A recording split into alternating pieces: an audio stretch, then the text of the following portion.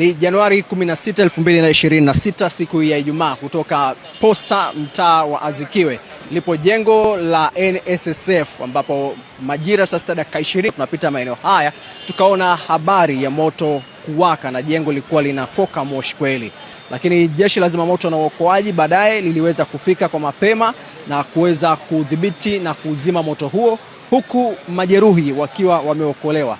Tumebahatika kuweza kuzungumza na kamanda wa jeshi la zimamoto na uokoaji, akitueleza kuwa ni watu wawili ambao walikuwa ndani ya jengo hili wamefanikiwa kuokolewa na hakuna taarifa za kifo mpaka hivi sasa, na wale waliokolewa wamepelekwa hospitali. Huyu hapa kamanda wa jeshi la zimamoto na uokoaji akielezea hasa kile ambacho wamefanikiwa kuweza kukipata katika eneo hili la jengo la National Social Security Fund NSSF Posta.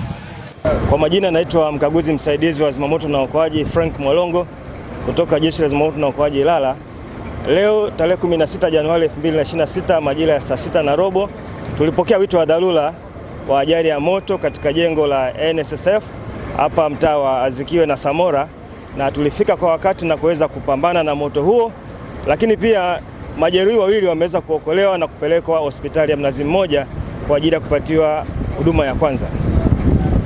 Mpaka sasa chanzo cha moto huo bado hakijajulikana, lakini hadi sasa hali ni shwari na jengo limeokolewa na shughuli za kiuchunguzi na taratibu zingine zinaendelea, na tutafahamishwa taarifa kamili itakapokamilika. Asante sana. Tofauti na majeruhi, pengine kuna vitu vilivyoungua ndani ya jengo hilo vilivyoungua na moto. Maeneo katika jengo hili hasa floor ya kwanza ndio imeweza kuathirika kidogo, lakini sehemu kubwa ya jengo imeokolewa na mali zimeokolewa na watu wa usalama.